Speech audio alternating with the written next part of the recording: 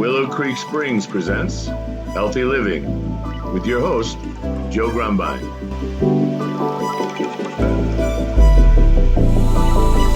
Right? So this is my journey. So I literally traveled for 3 months on like $12,000, going all around, several countries. I didn't get to Ecuador. I ran out of money in Peru, and I never made it to the Galapagos Islands or Easter Island just because I ran out of money. But I really stretched. I like literally have an accounting of every cent I spent to get from A to B. And I came back to the United States. I found out that I got into Berkeley. And then I went to Berkeley. And two significant things happened to me at the university. I mean, it's a great university. At the time, it was like the #1 rated public university in the world. And I mean, it had the best, amazing professors still there from, the civil rights movement. I got to take classes with Mr. Takaki, who I just adore, but I decided I didn't want to become a ethnic studies major, so I moved to more of an interdisciplinary major, which was peace and conflict studies, because I had such a grasp of understanding conflict and crises, and how at that time, at that time in my life, I was just like being led by the Holy Spirit to just find solutions. And so my academics were all about finding solutions to problems, to broken families, broken homes, corporations polluting the water,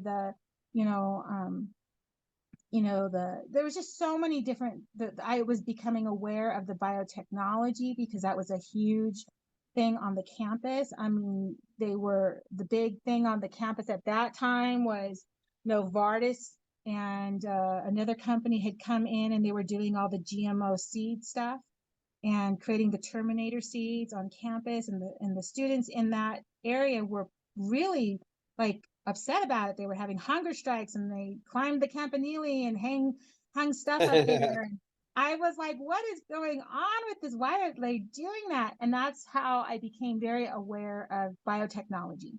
Got it. I started studying it. I started taking classes in ecology. I really started to understand how they were manipulating God's design with this genetically modified technology. And I will never forget that time on campus, because it was an awakening to how we're being poisoned and how our genome is being manipulated. And it is not for good reasons. And I'm going to come back to that, but that was my first awakening. I also had an incredibly mystical experience at Berkeley that I want to say it was like with my first year being there. Within 6 months of being there, I had a home invasion, or an apartment room invasion, where I almost lost my life or my whatever. I mean, it was pretty traumatic. So it was another trauma that I experienced.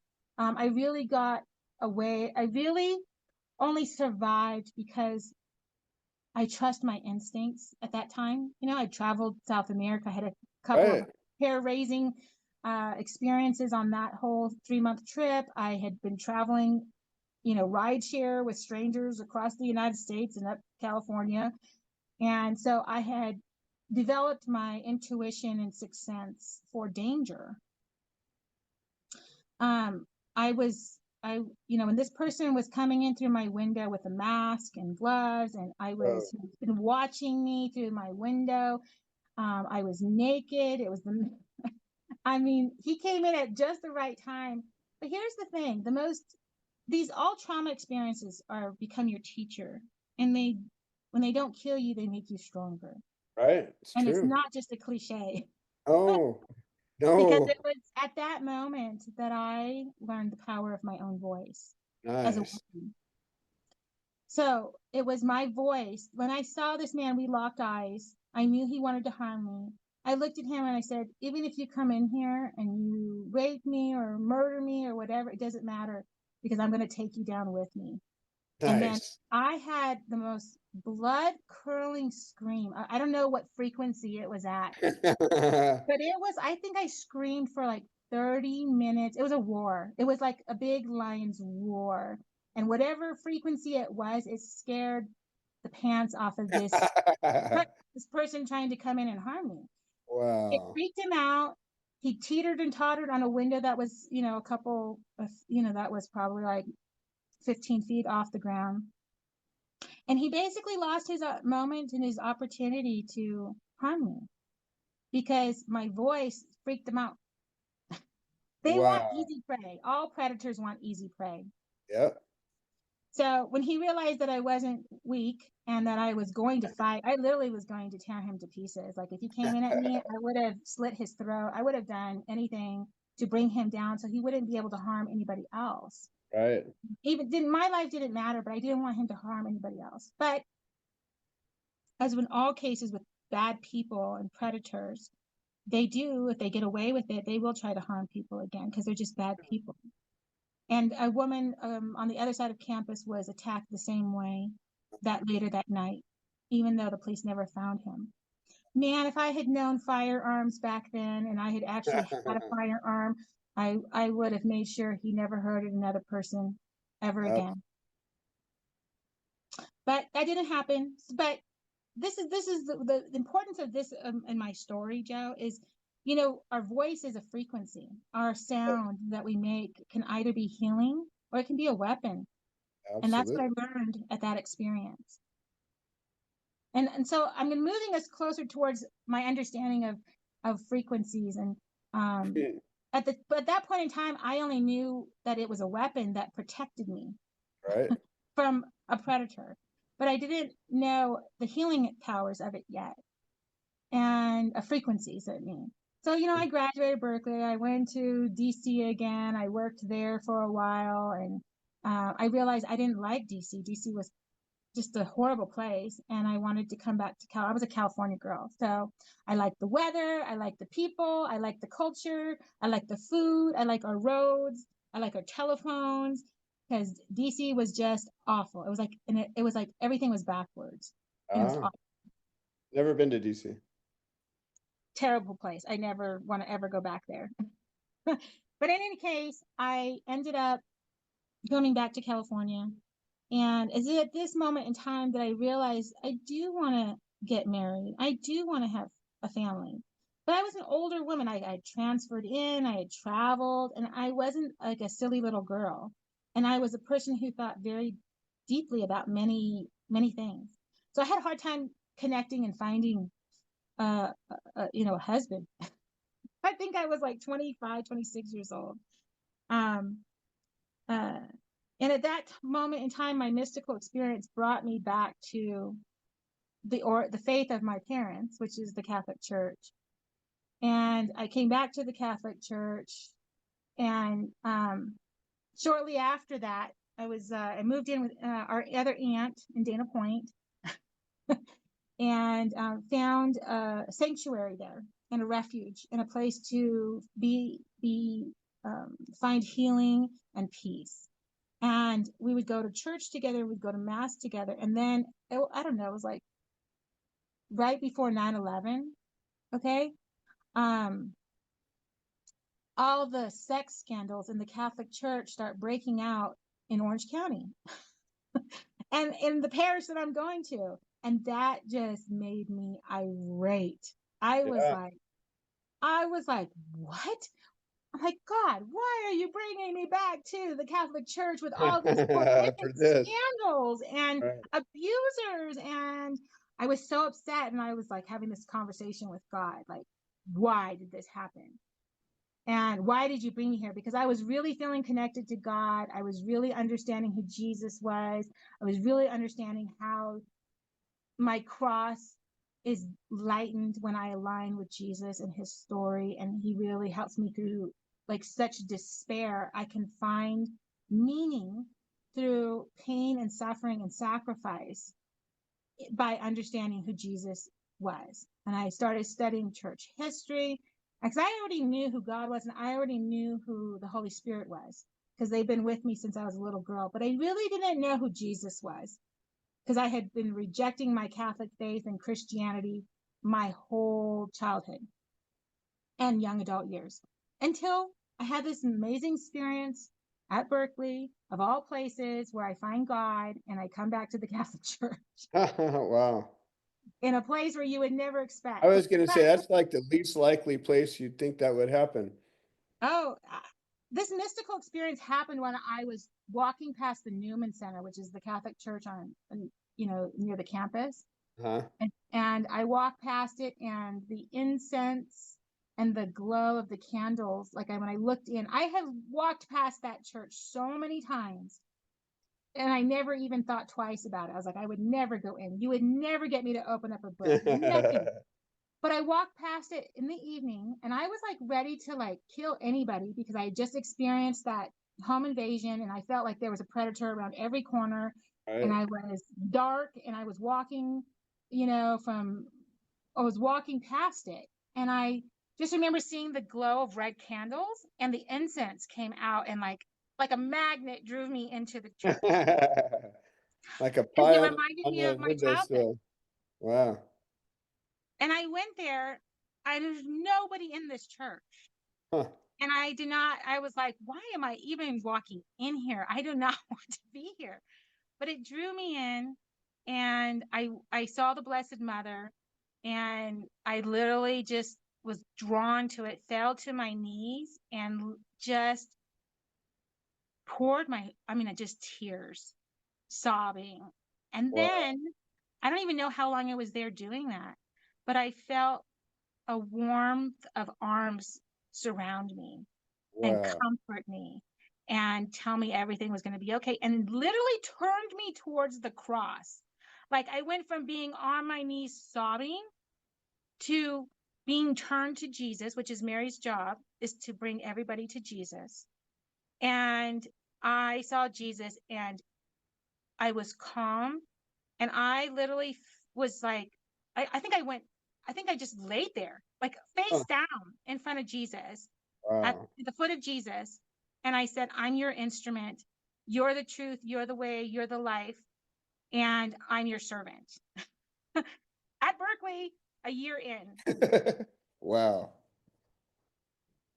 And I tell that story. I don't actually tell that story very often, but now it's out there for my grandchildren and great grandchildren.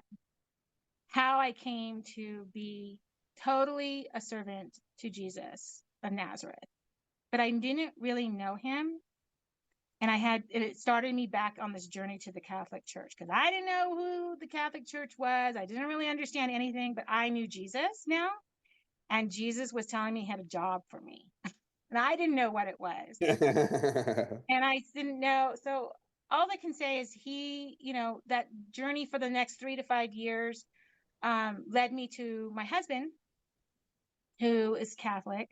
And we got married. We couldn't have children right away. We were looking into adoption. We were looking into the IVF. We got disgusted by the IVF, and I did not want to have multiples. And I didn't want to force a pregnancy on a sick body, because I didn't understand why I couldn't get pregnant. But, women's reproduction and fertility have been attacked. And I do believe it's part of the fourth wave of feminism. Once I understood why my infertility, and because once I rejected IVF, I was able to figure out why I could not get pregnant. And it all came down to a couple of different things. But toxins, number one, pathogens, number two, stress, number three, and nutritional imbalance, number four. So once I started going down that pathway, I'm dealing with a friend who has cancer. My father-in-law has cancer, and I'm watching both of their cancer journeys. And as I'm trying to figure out how to get pregnant naturally, my best friend is telling me, if you go to medical doctors, they're just going to force a pregnancy on an unhealthy body with all this IVF. She's like, go to a naturopathic doctor. And I was like, what is naturopathic? I don't know what that is. I never even heard of that one. I never heard And she's like, oh yeah. She's like, and so she took me down the naturopathic holistic healing pathway. Now, she was diagnosed at 30. She died at 34. She had a very aggressive sarcoma, and the Kaiser doctors only gave her like 6 months to live with her type of cancer, which was very aggressive. She ended up doing holistic right along with her traditional chemo. And she told me that she's only alive because of the holistic stuff that she was doing with the traditional. And when she ended up passing away, I went to go see her because they told her after 2 years of fighting the good fight with the traditional chemotherapy options, they basically told her there was nothing else we can do. So she moved to Scottsdale, Arizona, which is like a mecca for holistic health therapies in the United States. And she moved there, and she was able to write up a bucket list and do almost everything on her bucket list, and kept herself alive for 2 years, doing all the holistic therapies and counseling other cancer patients. And Right. she was just a beautiful soul. And I often feel like that last visit that I had with her when she was lying in the hospital bed and her organs had shut down, she looked at me and she said to me, she's like, I'm not dying from the cancer. I'm dying from all the radiation and chemotherapy that I did that are killing all my healthy tissues and cells and glands and organs. And so I that, know exactly what you're talking about. I just had that conversation with my surgeon. I was like, no, I know what that stuff does. right. She said her cancer was gone. All the cancer on her scans were gone. But Yeah, her organs were shutting down because they got destroyed by all yeah, all the the poison. kill technologies. The medical mafia is for-profit medical stuff. So anyhow, the reason why I bring that up, because I really feel like her story and her journey, this lovely soul who was on earth, taught me that she taught me or introduced me to holistic medicine, homeopathy, supplements, things to support the organs. But what she didn't tell me, and we didn't both know, is that the role of toxins and the role of pathogens. And that led me to my next health journey. As I'm watching my best friend from college and my father-in-law battle cancer, which they ended up losing. My father-in-law died 2 years after his chemotherapy and interferon treatments, and he suffered. Watching him suffer was very traumatic to me. And then watching my friend battle, but give me so much hope and so much of a education in holistic health, was helping me decode and figure out why I couldn't get pregnant using holistic health. And I was, the clock was ticking for me. I was like 31, 32. And then next thing I know, they're telling me, get all your dental work done and get caught up on your vaccines at 32. So before you get pregnant.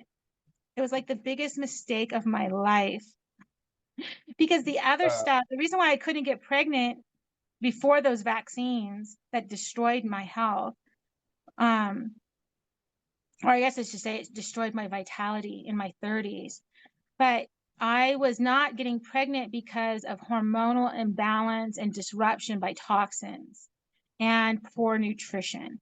Had I known that it was just a matter of learning how to detox and fill your body with whole foods and nutrients and vitamins and minerals, I would have been pregnant within 6 months.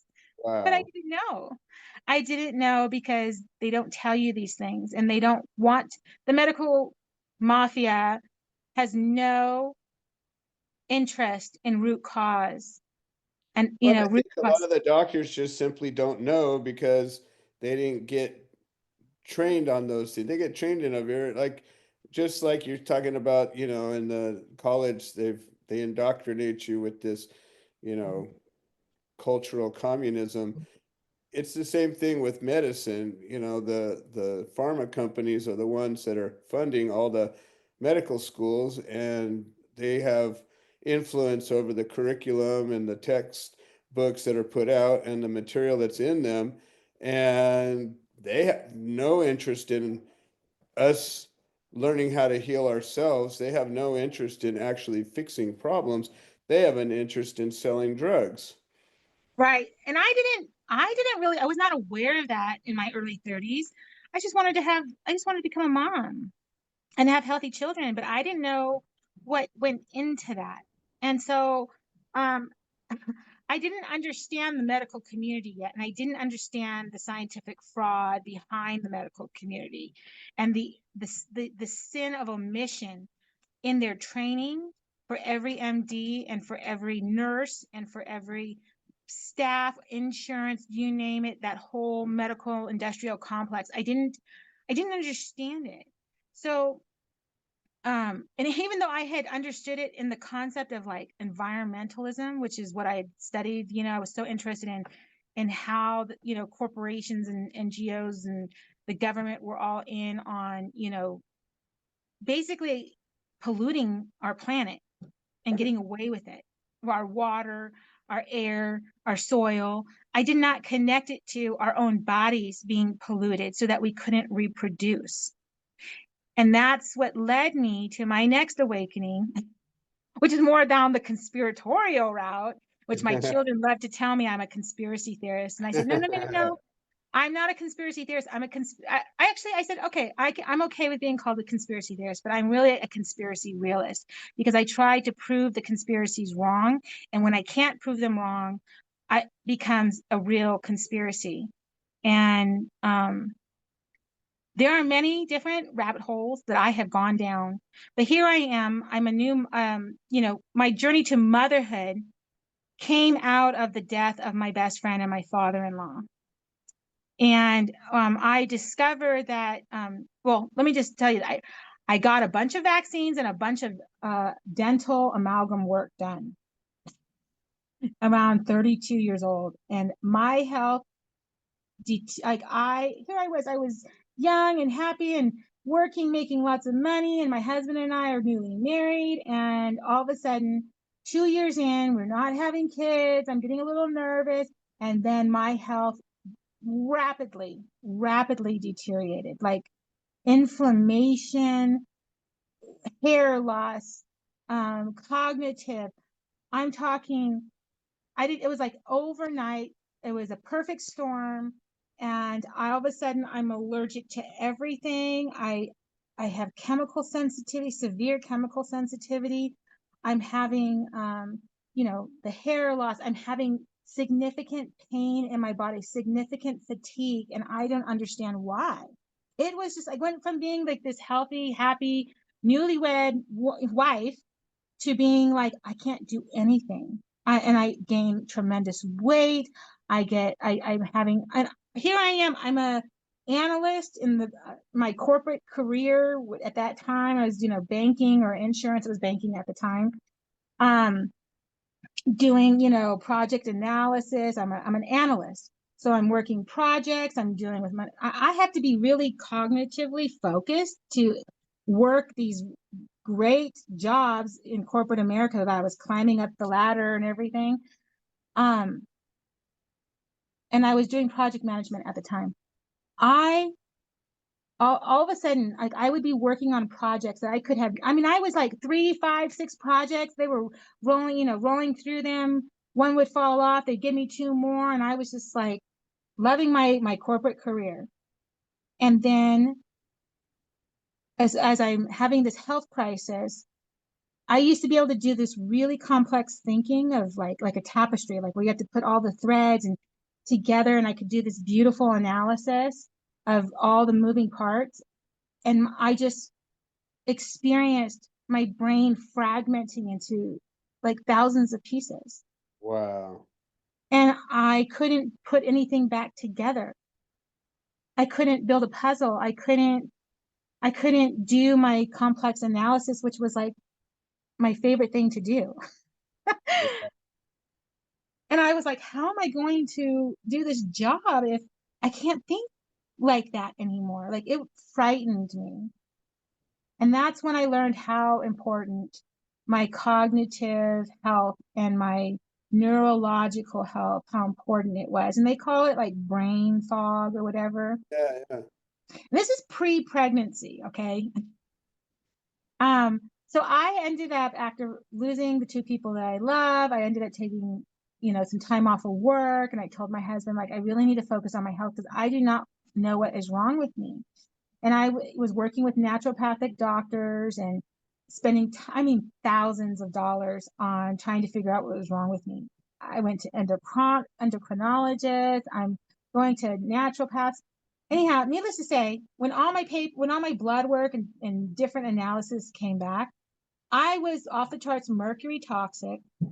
I was, diagnosed with diabetes and insulin resistance and Yikes. thyroid dysfunction and all this kind of stuff. So then I started deep diving because, I'm trained in, to academically go into all kinds of research. So then I started diving into the medical research to just get myself to healthy and functioning because it wasn't just that I couldn't get pregnant anymore. Like I was falling apart and I didn't know why. So during my time off, I started deep diving into endocrinology kind of health, right? And Nancy at this time, I want you to know, she was also having her teeth. It was like, well, I Now, don't know. Nancy is my aunt and your aunt, my dad's sister, your mom's sister. So she's instrumental in both of our connection to this journey And to health. yes, she really was. And so she had amalgam silver fillings taken out. She worked with a dentist somewhere out in Southern California who basically sold her a Rife machine and told her how to detox the mercury. So here I am. I find out I'm off the charts mercury toxic. I remember her going through her journey about like 10 years earlier with her amalgam teeth and buying this machine. She used it on our grandpa, after his heart surgeries and all this kind of stuff. And so I remember this device and I was like, I have mercury toxicity. How do I get it out of my body? And so we started talking, but she's like she's not technically savvy. She had it to a No. laptop and tied to it. The laptop blew up and I'm talking like she had like 15 floppy disks for the program. And and I was like, oh my gosh, Nancy. She's so anyhow, she's telling me that she doesn't have this machine anymore. And I was like, I'm going to dive deep, deep down. What is this machine? What is frequencies? What is Rife? What is this? And it literally blew my mind. Reading all about, I read everything about Dr. Royal Raymond Rife. He was a bacteriologist. He was an inventor. He created, and we have a grandpa who was an inventor, right? He would make things. And Royal Raymond Rife was he was a genius and he was a man of great integrity and honor. Like he wanted to solve problems. He wanted to solve this, how and why bacteria are pathogenic and kill people, because that's what killed people in the early 1900s was Absolutely. primarily these pathogens were not they were bacteria Waterborne bacteria killed a lot of people. and parasites, bacteria and parasites, which has been hidden. But when I started deep diving, the internet was not quite wiped. They hadn't swept everything out of the internet at that point. So I found tons of information that I can no longer find on the internet. Oh, I didn't know to interesting. save any of it, but I found everything. I found all kinds of stuff on DARPA and Rife frequencies used by Germany and the Russians. And here's what I learned. This man learned how to shatter pathogens using frequencies with the most sophisticated microscope he built by hand on the planet. And there has never been a microscope since then that has been made available and he was like promoted as like being an absolute like genius to the world medical community in the 1930s. He partnered up with USC. He did a cancer clinical trial with the Scripps Institute in La Jolla, and ran his frequency therapies. This has been another episode of the Healthy Living Podcast. We produce this show so that people can share their stories, people that have overcome obstacles, people that are undergoing obstacles. We're building a community of health-minded individuals. If you're interested in supporting the show, please leave a review on the platform you're listening to it on. If you're interested in becoming a guest, please send an email to itsjoegrumbine@gmail.com, or you can send a note into the notes section of the podcast. All right. Well, thank you for supporting this show, and we hope you've enjoyed it.